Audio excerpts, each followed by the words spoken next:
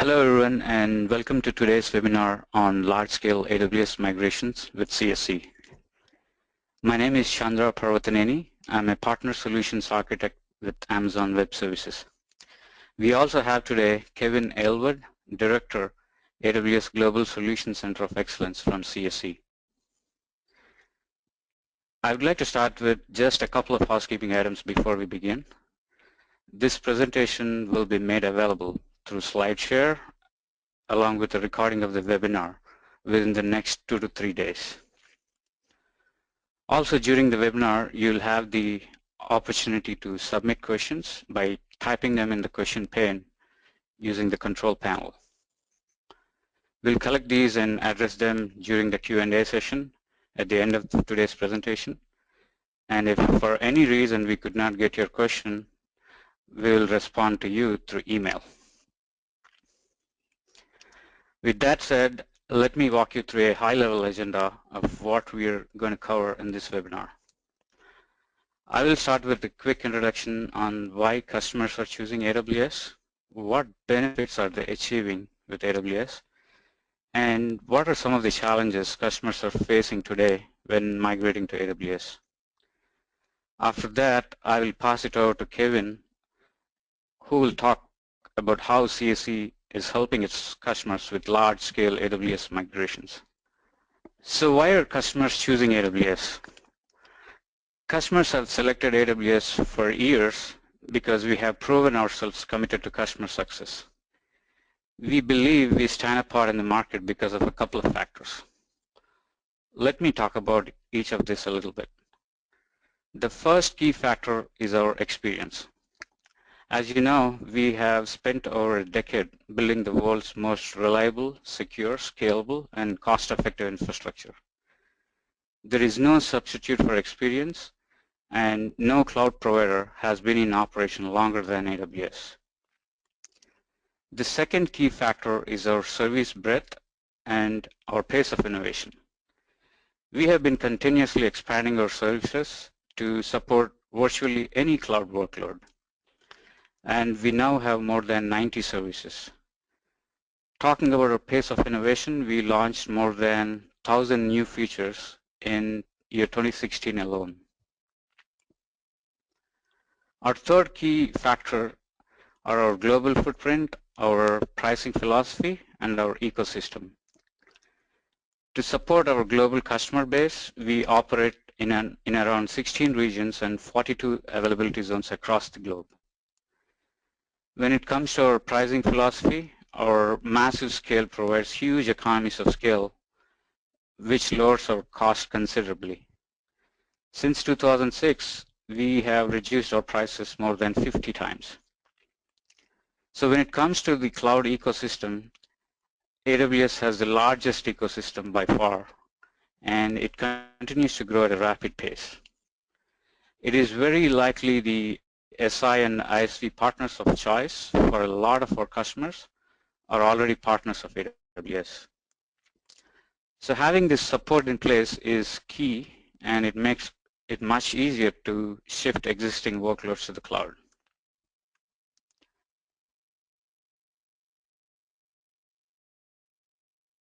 So I just talked about why customers are choosing AWS.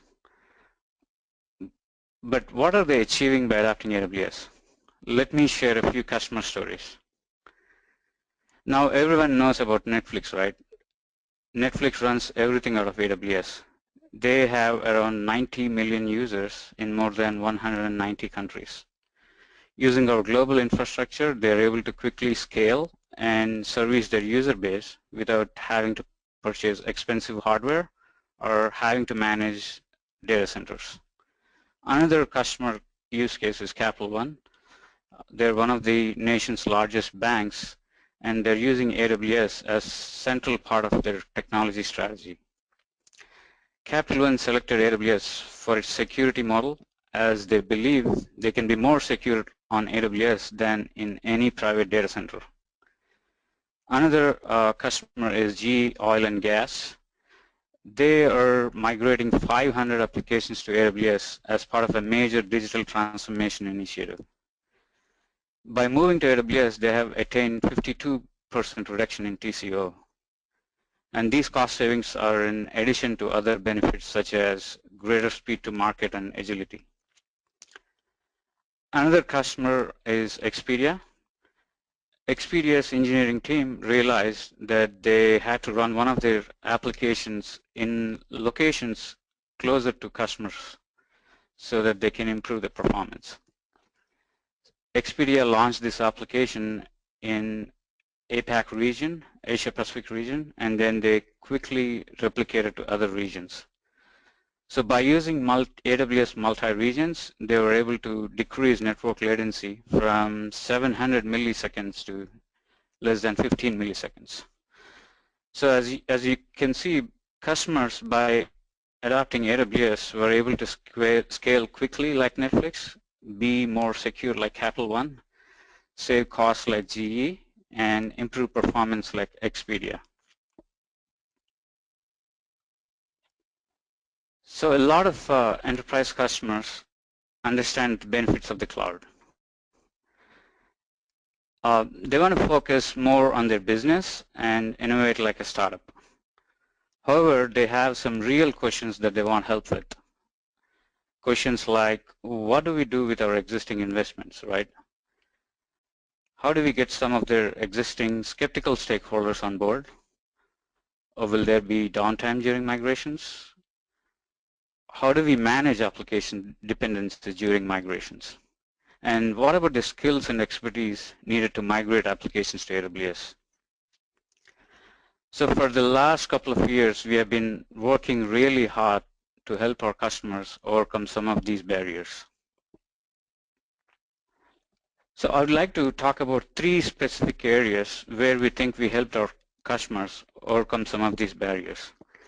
The first one is our partner ecosystem. We have developed a large and growing ecosystem of vetted partners such as CSC that have the experience and skills needed to execute migrations. They can help you determine your migration strategy, create a clear roadmap for migrations, bring the skills that you need to successfully complete the migration, and also train your resources and do a handover to your team after the migration. They can even manage your applications after the migration. Another thing we did to help our customers is to create a robust migration methodology. It starts with an evaluation process. This is where you do your TCO analysis, security and compliance analysis, also identify tools and services needed for migration. Decisions like, is this application a good fit for lift or shift, or is it a good fit for rehosting or refactoring? Second step is discovery, analysis, and planning.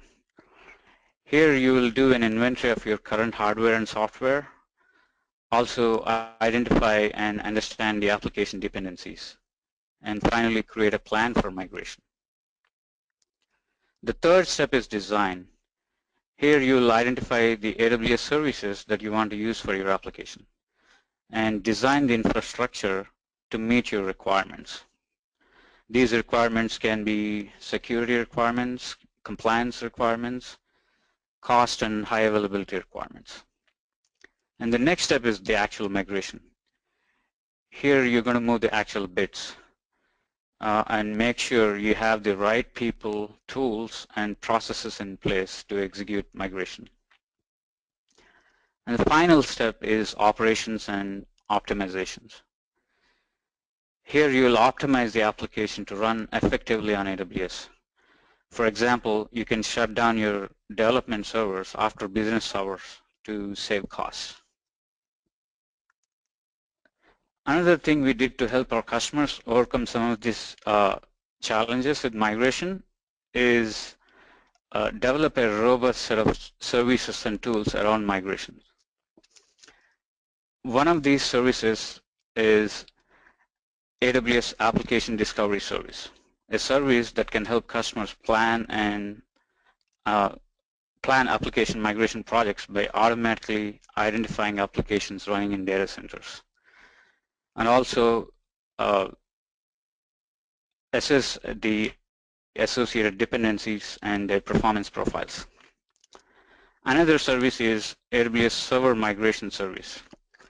It is an agentless service that allows our customers to automate, schedule, and track incremental replications of live server volumes. And it makes it easy to coordinate large-scale server migrations. Another service, one of my favorites, is AWS Database Migration Service. It helps our customers migrate their databases easily and securely. The source database here remains fully operational during the migration, thus minimizing the downtime. And AWS DMS service, it supports both homogeneous and heterogeneous migrations, such as Oracle to Oracle or Oracle to Amazon Aurora. We have also developed a set of tools to help customers transfer data to AWS. For example, Snowball is our petabyte scale of data transfer service, and Snowmobile is exabyte data transfer service. So just to provide a recap, we talked about why customers are choosing AWS, what benefits are they achieving with AWS, and what are some of the challenges customers are facing today when migrating to AWS. And we also talked about how the customers are working with our AWS Premier Consulting partners to overcome some of these challenges. With that said, I would like to introduce Kevin Aylward from CSC, one of our Premier Consulting partners, who has specific experience and competency around AWS migration. Thank you for being here, Kevin. So AWS large-scale migrations, the piece I want to talk here about, you can try to move through a lot of slides fairly quickly. Large-scale AWS migrations almost always have key drivers, and I'll go into a little bit more about what the difference between large-scale migrations and small or medium-scale are. But at an enterprise level, enterprises typically have a couple use cases that are driving a large-scale migration. Either they have they have to go to AWS, so it's a case where maybe they're trying to get out of a data center lease, or there's some operational need to be out of the business of hosting infrastructure, or they have some need to go. Usually that's around a CIO or CTO or CEO's decision to say, hey, we're all in on Amazon, we're switching from CapEx to OpEx, or there's some other strategic decision that has been made to compel a large-scale cloud migration event. The key deterministic factor in terms of migration is timelines. So thinking back to the last slide, the end of the data center lease kind of sets a immutable timeline for a project, right? So how you organize and execute a migration project really is kind of going to depend almost always on your timeline. So if you have 6 months to migrate to AWS versus no fixed timeline to migrate to AWS, you're going to organize to prosecute that migration in a bit different way. How do we define a large-scale migration? So large-scale migrations tend to have thousands of servers versus tens or 20s of servers. They'll have aggressive migration timelines. Thinking back to that last slide, in the year or less range typically, and they're going to have a large number of participants, and really any combination of all of these three, right? So widely disparate organization, lots of business units, thousands or even tens of thousands of servers or applications to migrate, and usually compelling business events. So how large-scale migration is different than small-scale migration essentially comes down to, in a small migration, you can almost always substitute labor for automation. If you have 30, 40 servers, you can get by doing manual things, manual discovery, manual migration tasks. And when you get to large scale, that's just not really humanly possible, right? You need the benefits of automation throughout your process. So some other challenges that we've identified over the years in relation to large AWS migration is information is a critical factor. The challenges that are up on the screen are present in almost all large migrations we've encountered. But as I mentioned previously, you can overcome these in a small departmental level migration, with labor. You could do manual discoveries, you can do spreadsheets, surveys, emails, et cetera, et cetera. When you start getting up into the thousands of servers, right, you need a different tack, right? So essentially, lack of information in a large migration really amplifies your challenge to execution. In a large migration, you're going to require a larger team, and chances are it's going to be big, it's going to be distributed, and it may be complex, right? It may involve multiple IT providers, system integrators, business units. You could have enterprise IT leading the project with multiple business units, multiple solution integrators, involved. For example, one SI could be responsible for your infrastructure, one could be responsible for networks, and another one could be responsible for applications and databases, right? It could be, in many cases, it could be 3 different companies, right? And you could then overlay into that. You might even be talking about multiple geographies. So discovery, management at scale, and bandwidth are constants that we see in the challenge department. So next slide. So the next slide kind of gives a summary of what I was saying about the characteristics of small to medium migrations. They tend to be focused around a single PM. You can execute them with spreadsheets and tooling like that, and you can get away with using a lot of the basic Amazon components. You can use VMware import or the VM import tools. You can create base AMI and just try and move applications individually. But essentially smaller projects that you can solve with labor, and in some cases, buying big expensive tools is really outside of the budget for a smaller migration. So next slide.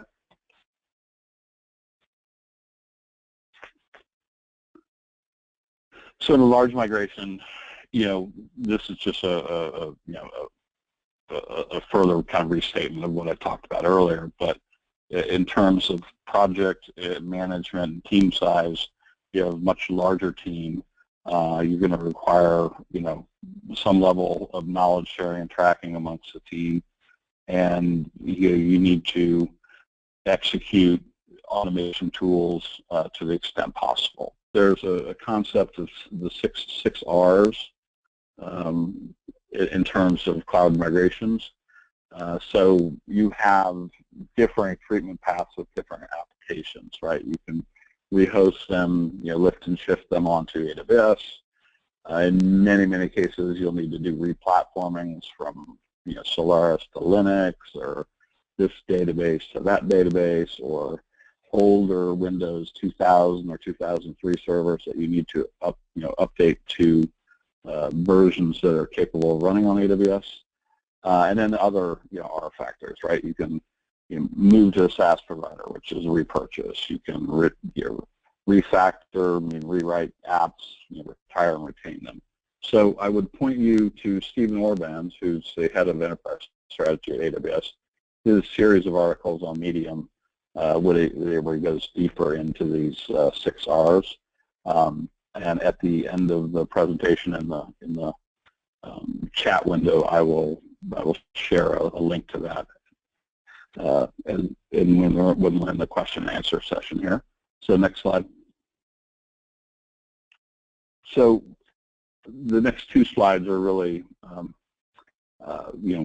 they were a bigger single slide before, but in terms of variations in migration, what you're seeing is you have different playbook variations based on application disposition options. So Chandra, if you could flip to the next slide, it's got more text around this chart here. Well, they used to be on one slide, but these variations talk about, buckets that you're going to create as part of your migration project. So as you do your discovery, which we'll talk about in a little bit, you're going to put things into different treatment buckets, essentially, where you clone existing systems, where you may want to containerize something, you're going to live migrate it, or even other variations are around applications and rewriting them. So we will delve into some of the tooling around these things as we go forward. So next slide. So AWS has a real rich ecosystem of consulting and technology partners that you might want to leverage for these large migrations. So I have a slide, the next slide, Chandra, if we can go forward.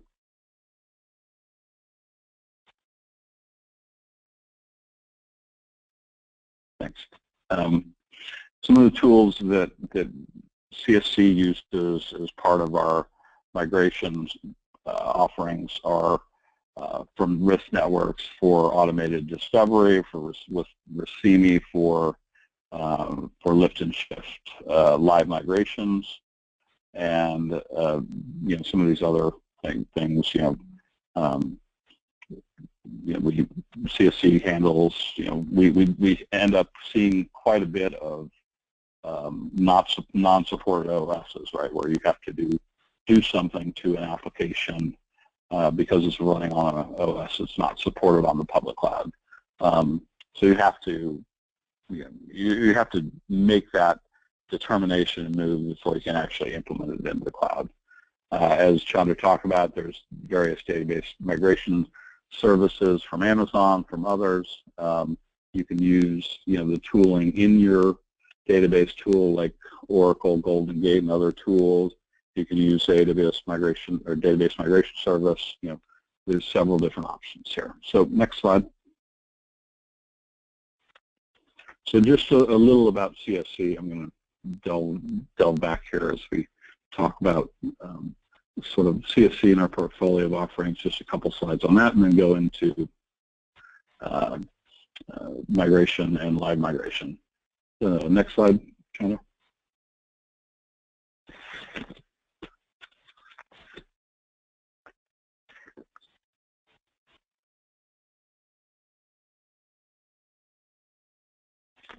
So CSC, as Chandra mentioned, we're a premier consulting partner. We have one of the largest collection of AWS certified employees in the world.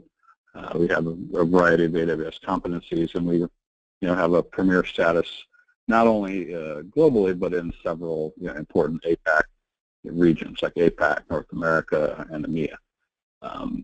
Next slide. And we have a portfolio of offerings built specifically to AWS, that are built, to run and manage AWS. Thanks, Chandra. So we provide big data services, security, network services.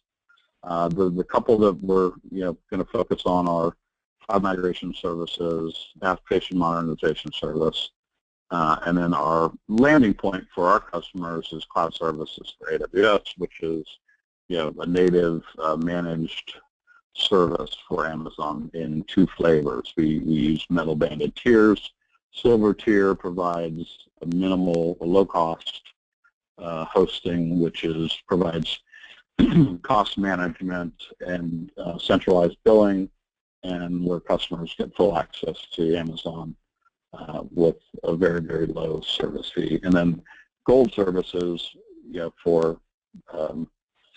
is where the customer entrusts CSC to run and maintain the entire estate there, where they don't want to be bothered with running, patching the OSs on the cloud. So we provide both of those capabilities. The solutions and services flow through advisory, discovery, performance. We actually spend a good deal of time in the migration process looking at performance and modeling performance onto the cloud, where possible, and where we can get customers to consider that option, because there's a tendency to, there's a couple main thrusts of how people move to the cloud, right? So some folks rush in, they want to literally get it onto the cloud, and then they'll adjust and refactor and refine after they get there. So they're not as interested in having perfect performance and perfect spend management, that they, if they're in that timeline crunch, they'll lift and shift and they'll transform later. Others, want to transform as they go, right? So on an application by application basis, they're looking, hey, I had this Oracle system, do I really need to run it on, comparable, size, CPU, memory, right? Or, can I adjust it? Will it work in a smaller, smaller instance size, or is RDS right for that? And so that's where that performance part comes. And then migration and optimization after migration.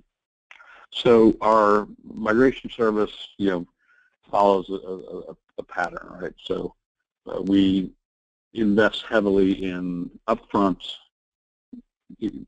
discovery, automated discovery, and building automated build of move groups and, classifications like we talked about earlier, buckets of systems, applications. So it's all tends to be application-based. But so the example I always use is, if you run a discovery and you find Exchange server or servers, obviously you can't move those to the cloud without the associated AD infrastructure. You can't disassemble it from that. So the move group has the tooling creates has to include, how do I move Exchange and AD at the same time?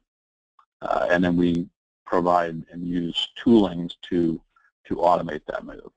The other piece that is kind of a unique CSC offering is the application modernization capability. So at our size and scale, we have a long history of executing to various platforms, application move from any to any, mainframe to private cloud, mainframe to public cloud, mid-range to private or public, and pretty much any technology, COBOL, et cetera, to Java, VB to .NET. So the major the major thing I see going forward in migrations is a focus away from lift and shift and more to application-centric migrations. And so our cloud modernization factory is literally that, a factory staffed with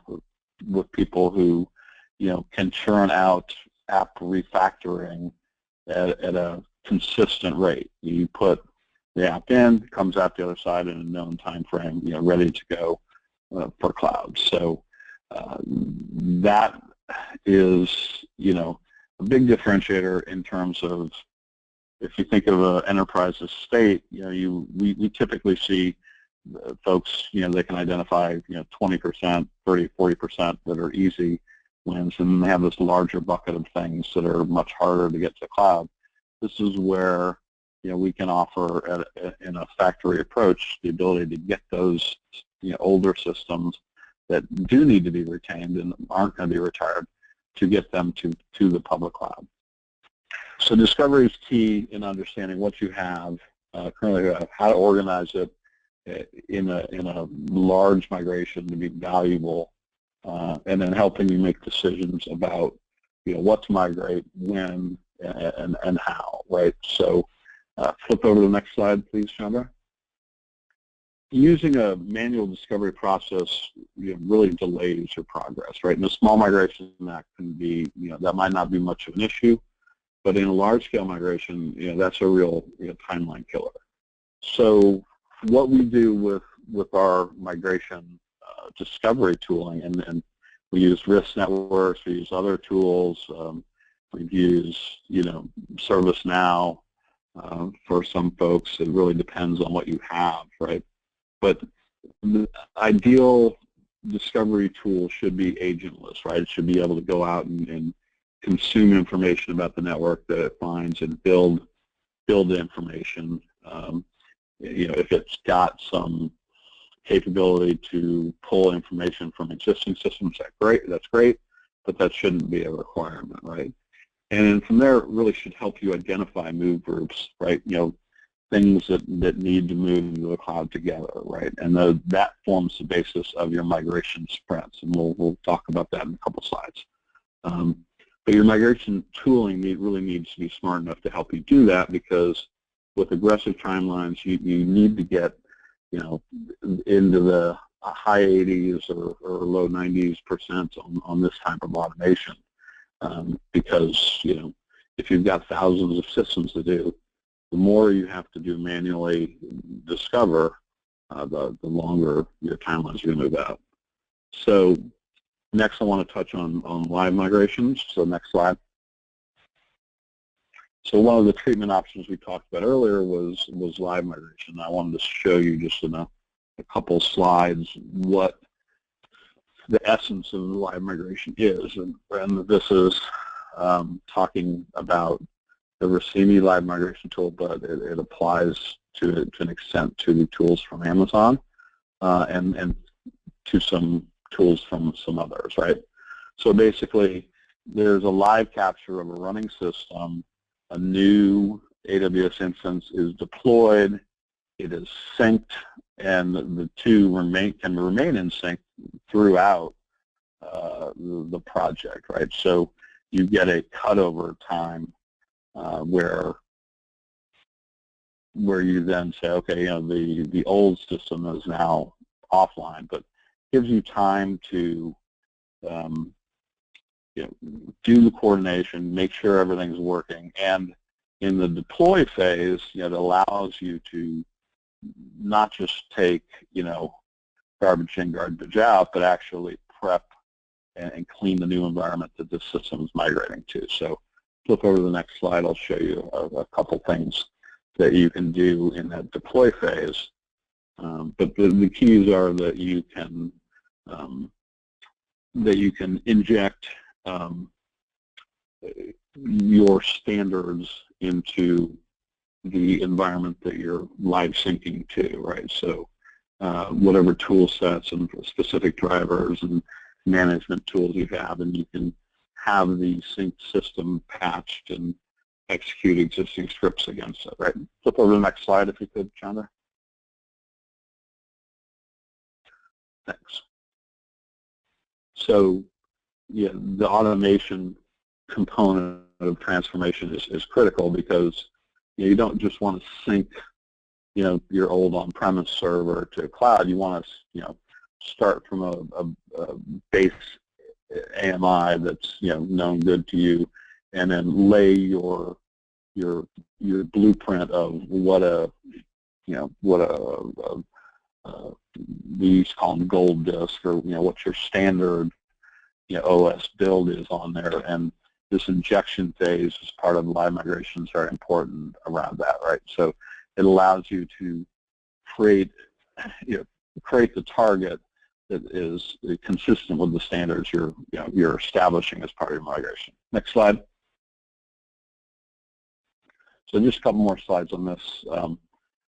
In terms of the migrations and discovery and migrations, we recommend and use agile processes to to build out an execution pattern. So when I talked about having a large team for these enterprise migrations, it's really around you're running discovery phase, you're doing scans, you're doing any remediation, and then you're starting to building move groups, and you start executing sprints, agile sprints around those move groups, right on into the execution phase of migration, where you've got your tooling in place, you've created a live migration, and you start on sprints, right? So in the readiness phase, you're building move groups, and then you're executing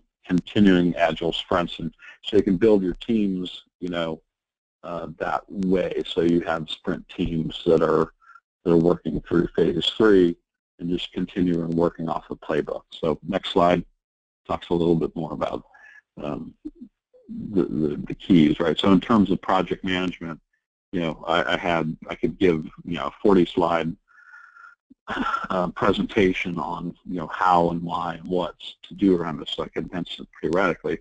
But the essence is, in a large-scale migration, you need kind of a central source of truth about the project, and you can use any number of different tools, right? Confluence, Jira. So we tended to use those too, but you can use SharePoint and others.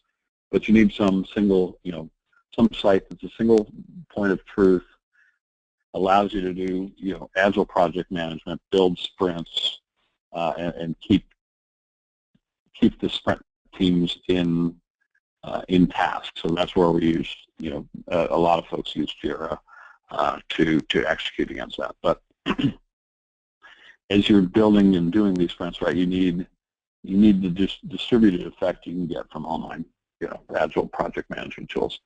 So next, I'm going to quickly get into case studies, and then we'll get to questions. If you can flip a couple slides through, Chandra. Thank you.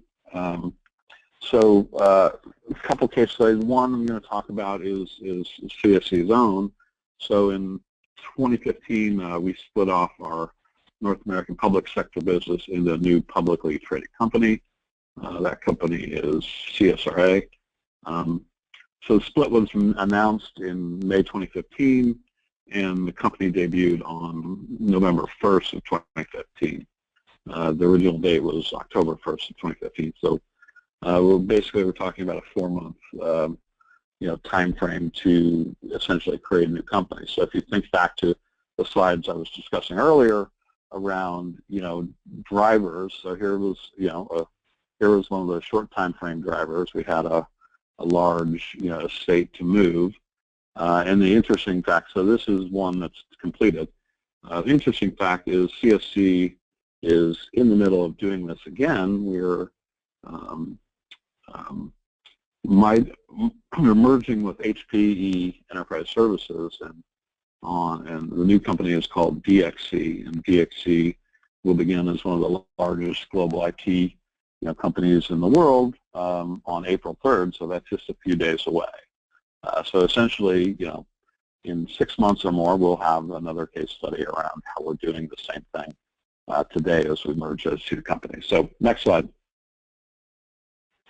So we faced, the problem of standing up a new company, split out of, an existing company, and all of the 50-plus years of IT applications that needed to be moved and cloned for a new company. So in this case, we had that have-to-move scenario. We had a condensed timeline and a large number of systems moved. So we checked the box mostly on those large-scale migration issues. So we ran the playbook essentially that we've been talking about to attack this project. Next slide. So in the migration phase, in the discovery, we built scorecards basically around the assessments and application disposition views and scorecards, right? So we had, the no one migration is the same as the other, but in this case we had ability to move some systems to SaaS, right?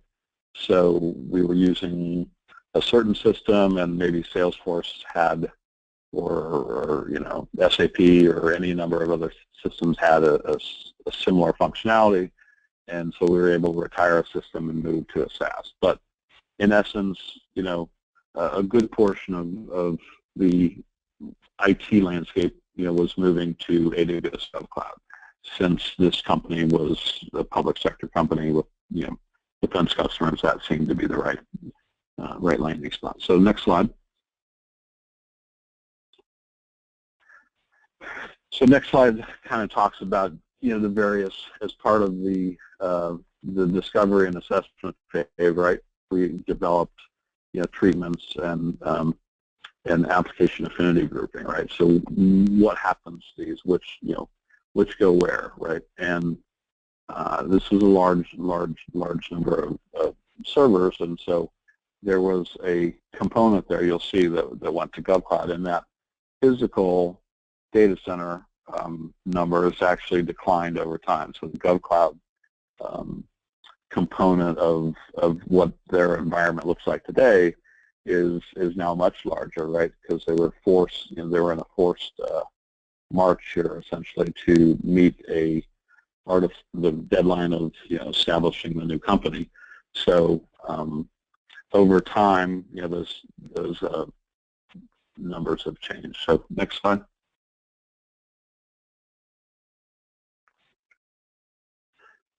So as you can see, there was a team built with CSC, with AWS, with Rossini, and the various folks we've been talking about, plus some of the SaaS providers, right? So as you're doing these enterprise system migrations, it's not always 100% about running everything on Amazon. It's about running systems and transforming systems to where they best belong. So next slide.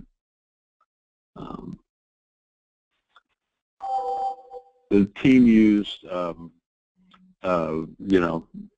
heavily relied on Jira and the live migration capabilities of Dynacenter, which is the Rossini product. But they built, an application playbook and execute against it in various sprints. So next slide. I'm trying to wrap up here.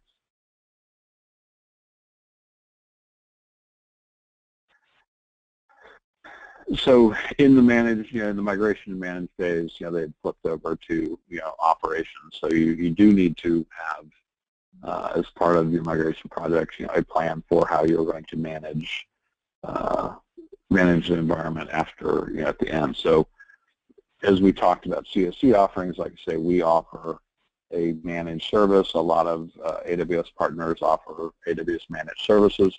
That can be a landing spot for your migration, or you can, run your own, AWS environment. If you're doing that, you need to have capabilities like, a service desk and a NOC and various things, right? But so a couple things about, about this particular project, right? So we were able to rapidly leverage the cloud capability using Agile methodologies, right? So it was not a waterfall type thing. We had, lots of teams running in highly parallelized, I can't say that word, environment. And, using it says CSC used its own process, but really, around, it was also all built around the cloud adoption framework, which I think Chandra might have touched on a little. But if you have a methodology and process, for Agile projects, you can use that. Next slide. Couple major lesson learned here is, one thing is bandwidth, right? We flip past that. Just leave it where it is, Chandra, and I'll summarize the slide. So there is no magic bullet for enterprise migrations, right? And there was always, you need to plan for bandwidth. That was always, that's almost always the biggest bottleneck we hit in these large migrations, is you're talking about moving a lot of data from one spot into AWS. Don't forget that it's a lot of data to move, right, and that it affects timelines. So you can use stuff like NetBond from AT&T, which gives you on-demand direct connect if you're in areas that are served by AT&T.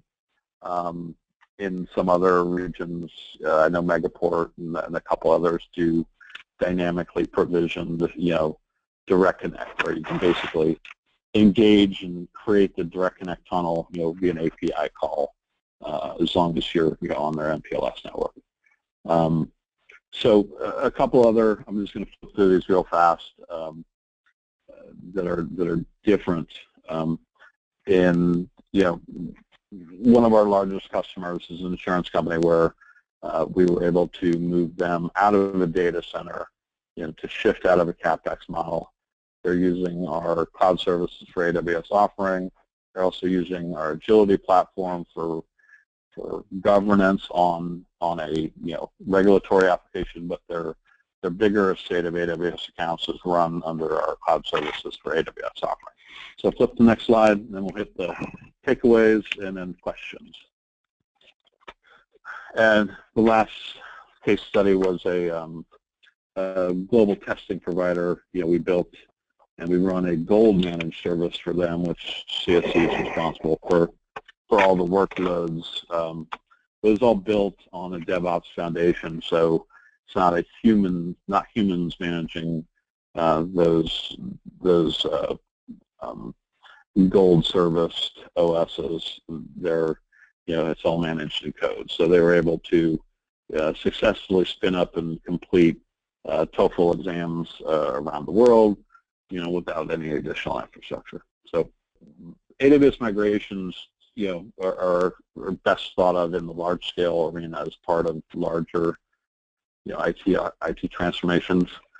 That's where we see folks having, really good value, right? As they're not only looking to move to AWS, just for, OpEx versus CapEx, right? But they're actually transforming the way they do IT as part of the move.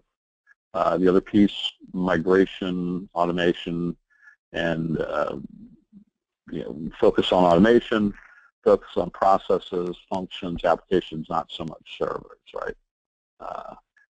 Automate, instrument, and then leverage the ecosystem of AWS partners, both the consulting partners and the APM technology partners. There's a lot of good solutions out there. There's a lot of good tools out there, and they can really take the risk out of your migration project. Everybody should be able to see that. So let's open up for questions. Sorry. So one of the questions is, so a challenge we often have is dependencies with legacy servers like Windows 2003 and Windows 2000. And the question is, how feasible is it to move part of the service to the cloud and have links that are sufficient to support the traffic? So as far as supporting the bandwidth, AWS provides multiple options for connecting your on-premises data centers to AWS VPC. VPN is one of the options. You can use the internet as the backbone for establishing an IPsec tunnel, and the other option is direct connect. If you have an application that is sensitive to latency, we recommend using direct connect to provide that connectivity. OS version support, you can look up in Amazon what versions are supported running on AWS. I will say, yeah, OS support is a big issue in the Windows arena around, and frankly, it's shocking to me, right? But the number of customers I've been to and talked to where, when you do these applications, when you do these discovery scans, you turn up so many more Windows 2000 and Windows 2003 servers than you would ever expect to find, right? Have you seen successful implementation of AWS Direct Connect with fast, secure connectivity between on-premise data center and AWS, where the database is on-premise and the services meeting running AWS? Yeah, so there's a few things you can do around that. It really depends on your database. And we could have database folks talk to you, but you have a couple options, right? If latency is really an issue, and you can get your database to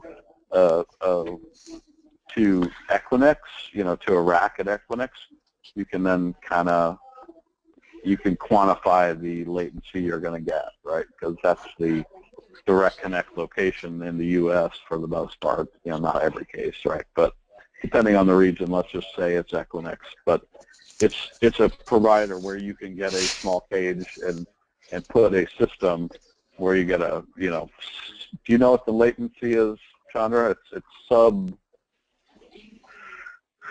5 millisecond or something. It's very, very low latency when you're at Equinix. So the farther away you get, and on-prem, back to on-prem, you keep adding to the latency. So you'll see people do things like there's a class of stuff where you can get NetApp storage, on-prem at Equinix to be able to mount that storage off of AWS using just the compute, and you're using the data off of SAN, at Equinix. So you can do those kinds of things. So I'd like to say the farther you get away from Equinix, the more you're into asynchronous replication in the database world. And one question I have is, who at CSC could we speak to about NetApp SaaS offerings that customers can use to optimize their cloud environments? NetApp SaaS offerings. Well, you can reach out to me. Well, I think my information is out there, right? And I can get you in touch with the storage group. So we have a variety of storage, options for the cloud. Okay, so another question I have is, I have a rack cluster, but when I try to move it to AWS, RDS didn't help due to sizing. So in case of lift and shift scenario, how can we manage it? So there are a couple of options. If RDS doesn't fit your architecture, you can certainly use your database on EC2, and there are some partner solutions as well that provide high availability database environments, especially Oracle.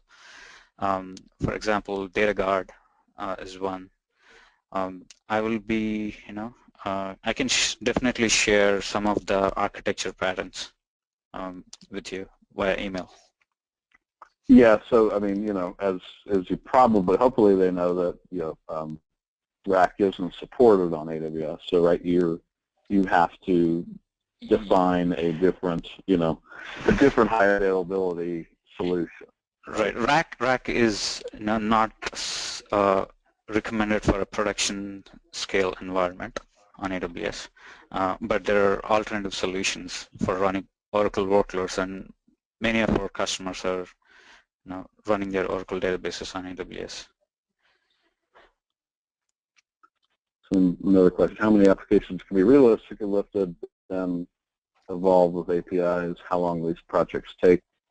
It seems like a long road. So, we did one for one of the largest insurance companies in the world, and they moved, I think, 600 applications in a fairly short order. So what the factory was able to do in that case is work down to a pattern of time. I got to dig for the PowerPoint. Hold on a second. But they were able to, for a particular class, let's say a replatforming, they could get it down to a known time of 1 month. So any replatforming that would come to them, they could execute in I think, let's say, a 1 to 2 month time frame, if that makes sense. So it was different treatment for different classes of things, but they were. I'm flipping back to the slide now. So remember, there's 70,000 people that work at CSC, right? So the app modernization factory, has a very large footprint of folks in India, and they can scale, and the tool sets that they have are kind of gigantic, right? They run a lot of different things. So they went, their execution speed. They had a scoping exercise through discovery, and they bucketized things into rehost, refactored from Unix to Linux, and refactored, within x86 to x86. And within those 3 scopes, they then define simple, medium, and complex, and they, put all these apps into those 9 various buckets. And then from the execution phase, they were able to, basically say, here's 4 things we've identified of, P to V, physical to virtual, virtual to virtual, Unix to Linux, Windows 2003, Java, Microsoft.NET type migrations, and then Oracle/SQL. So, Unix to Linux, transformation of apps, they got down into 2 months for any application. P to V was a 1 week for any application. So they were able to, and then in databases for any application, they had a 1 to 2 month window that they were able to execute with. So hopefully that answers the question. But yeah, it's it would be hard to do with a few people, but literally having a factory with thousands of coders in it allows us to to take very, very large projects. This is for one of the largest financial service firm in the world, and they put 600 apps through that modernization factory. I have one question. So how many applications can be realistically lifted, then evolved with APIs? So how long do those projects take? Seems like a long road to return on investment in those cases.